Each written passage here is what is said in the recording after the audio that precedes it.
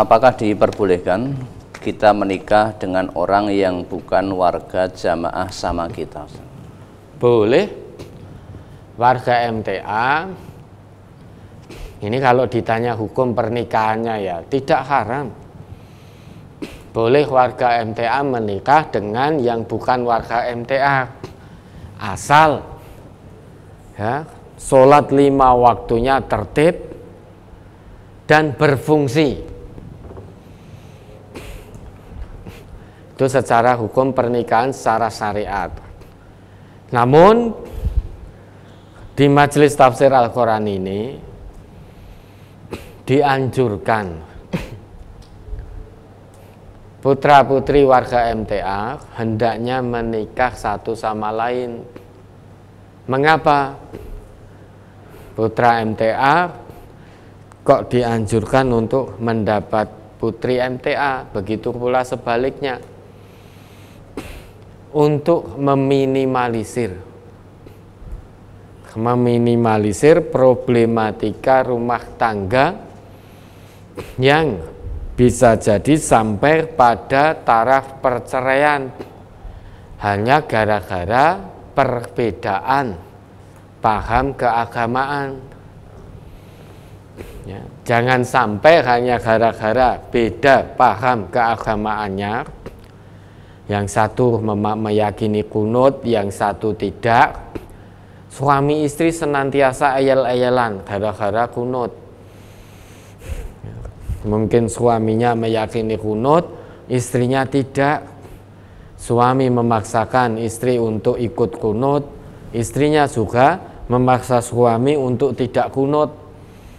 Akhirnya ayal-ayalan. Gara-gara itu kemudian sampai perceraian. Maka biar itu tidak terjadi, untuk meminimalisir hal tersebut, ada anjuran dari Majelis Tafsir Al-Quran hendaknya semaksimalnya diusahakan putra MTA menikahi putri MTA. Itu untuk meminimalisir problematika rumah tangga. Sekarang kalau terjadi problem terus hanya gara-gara beda paham keagamaan, bagaimana mungkin tujuan dari pernikahan sakinah mawadah, itu sakinah ketenangan, mawadah rasa cinta, warohmah rasa kasih sayang bisa terwujud dalam rumah tangganya. Setiap hari ribut gara-gara beda pemahaman keagamaan. Nanti yang satu meyakini bahwa tradisi-tradisi, ritual-ritual itu disunahkan. Yang satu tidak meyakini itu.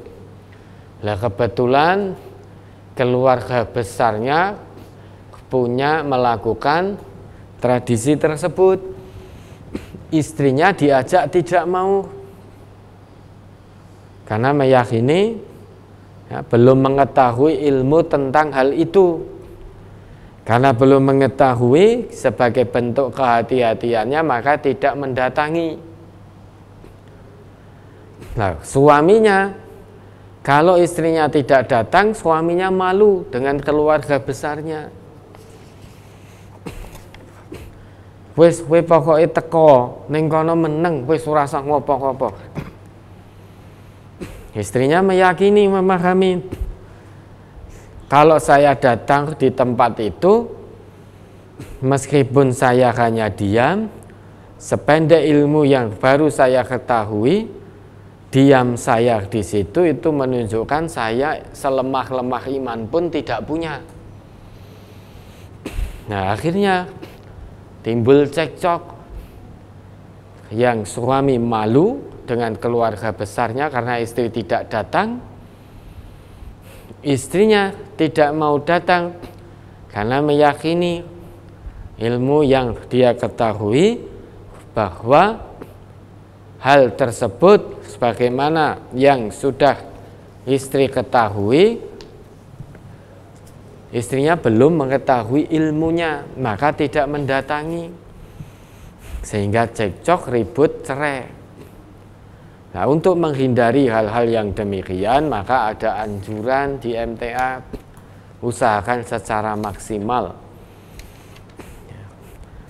Ini bukan berarti putra atau putri MTA haram loh ya menikah dengan umat Islam yang bukan warga MTA. Bukan itu.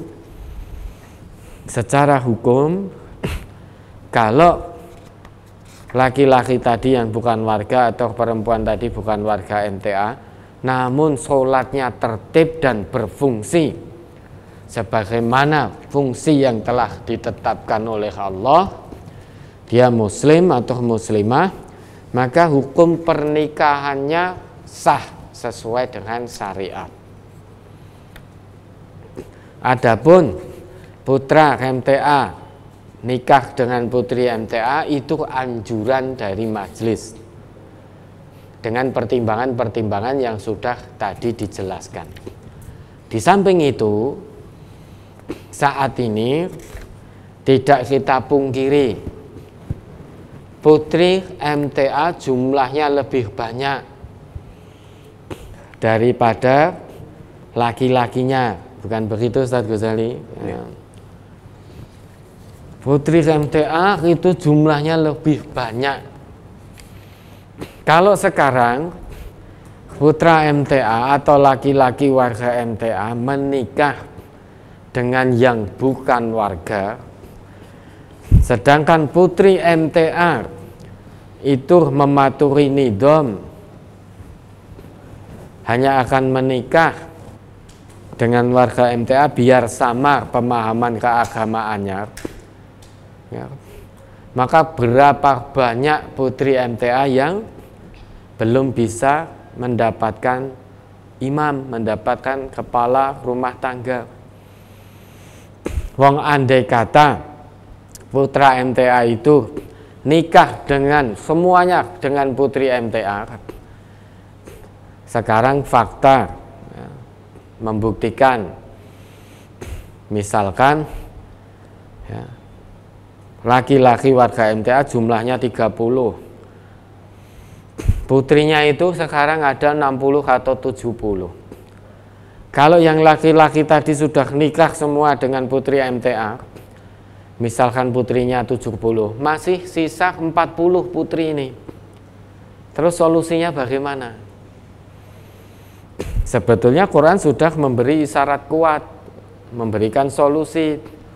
Fankihu ma tobalakum minan nisa'i masna wal sulasa wa ruba, 2, 3 atau 4. Namun masih banyak laki-laki MTA yang tidak bisa adil.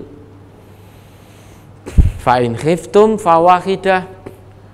Memang 2, 3, 4 itu solusi dari Quran, dengan syarat laki-lakinya bisa adil.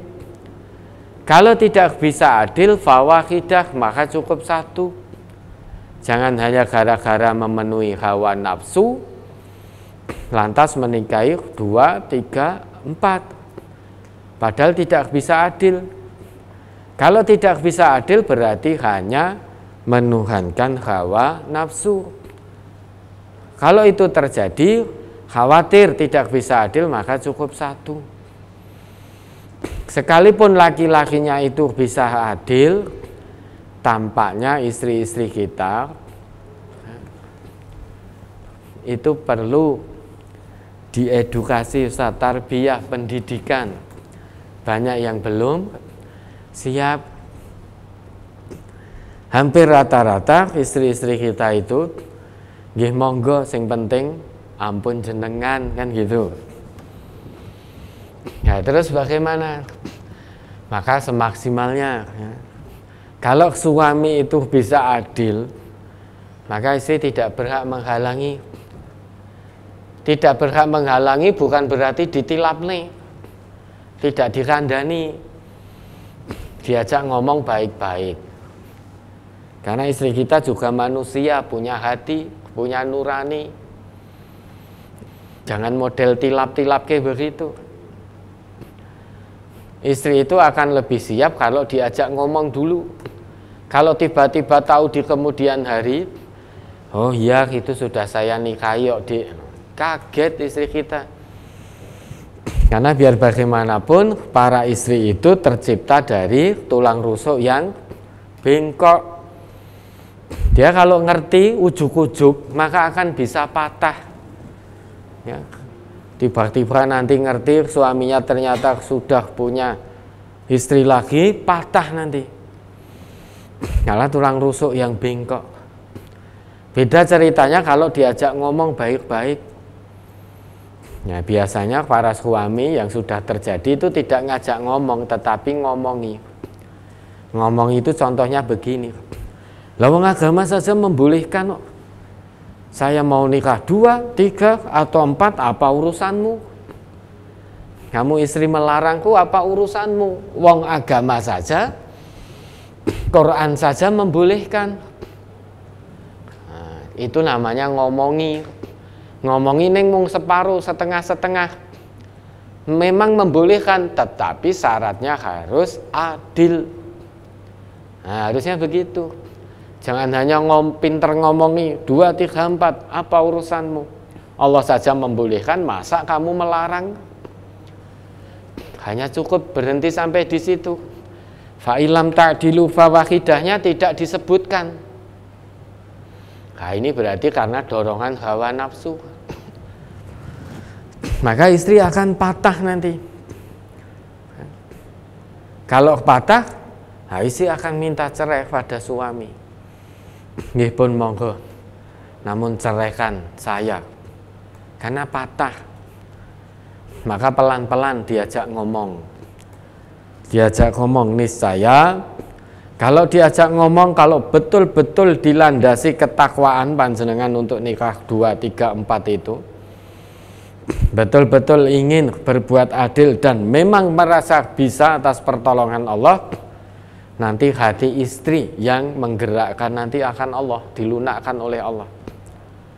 Nah, nanti habis ini insya Allah akan banyak WA Ustaz. Saya tidak menganjurkan suami-suami ini untuk poligami, tidak. Hanya menjelaskan bahwa solusi Quran, kalau bisa adil para suami itu maka 2, 3, 4. Mengapa? Karena perempuan, jumlah perempuan di seluruh negeri yang ada di dunia ini, jumlah perempuan itu lebih banyak. Andai kata pemuda muslim menikah dengan semuanya dengan pemudi muslimah, niscaya masih tersisa pemudi muslimah yang belum mendapatkan suami. Suami muslim tentunya. Andai kata pemuda muslim di seluruh dunia ini satu-satu begitu menikahi pemudi muslimah, punya istri satu-satu semuanya, akan ada, masih ada pemudi muslimah yang belum mendapatkan suami muslim. Karena jumlah populasinya lebih besar daripada laki-laki muslimnya. Ya, lihat saja di survei-survei di setiap penduduk negara manapun, jumlah perempuan lebih besar daripada jumlah laki-laki. Itu solusi Quran.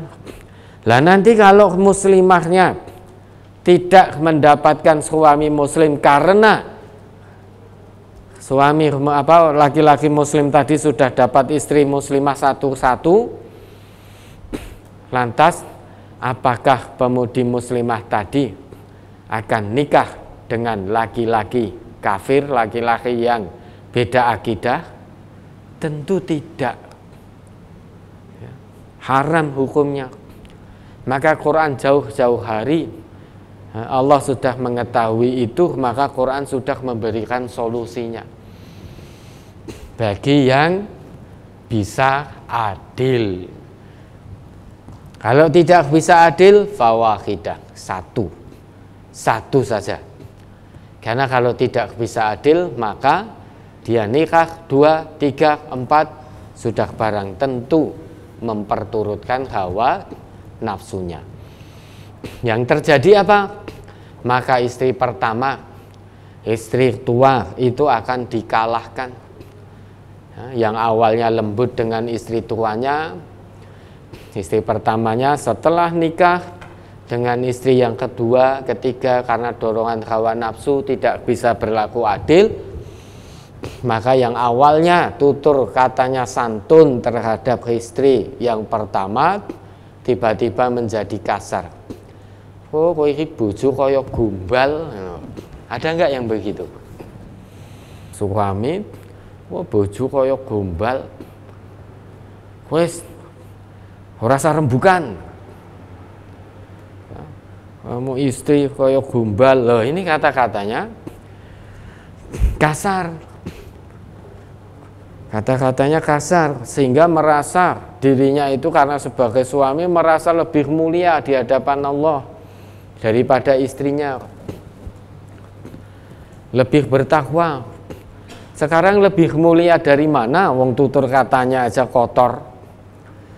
Orang yang mulia di hadapan Allah, orang yang bertakwa di hadapan Allah, itu tandanya salah satunya tutur lesannya itu baik kepada siapapun. Man kana yu'minu billahi wal yaumil akhir falyakul khairan aw liyasmut. Barang siapa yang beriman kepada Allah dan hari akhir, hendaknya dia bertutur kata yang baik. Kalau tidak bisa diam. Lah tadi kalau bicara kepada istri, oh istri kaya gombal, nuwun sewu, mohon maaf. Ada pula suami yang ngata-ngatai istrinya, mohon maaf terpaksa saya tirukan. Lah utekmu ki ning endi? Nah, itu perkataan kotor di hadapan Allah.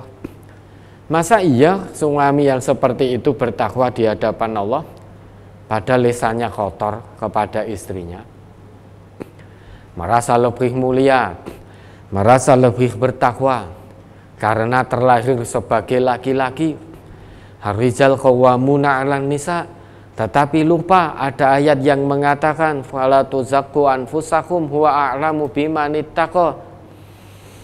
Tidak peduli apakah kamu laki, apakah perempuan, apakah kamu suami, apakah kamu istri, Allah tidak membeda-bedakan.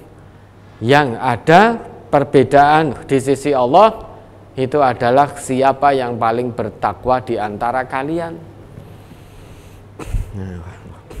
Maka hati-hati para suami, jangan mengambil ayat asal comot ar-rijal qawwamuna 'alan nisa, lantas kemudian untuk membenarkan perbuatannya, tutur katanya yang salah, yang kasar kepada istri.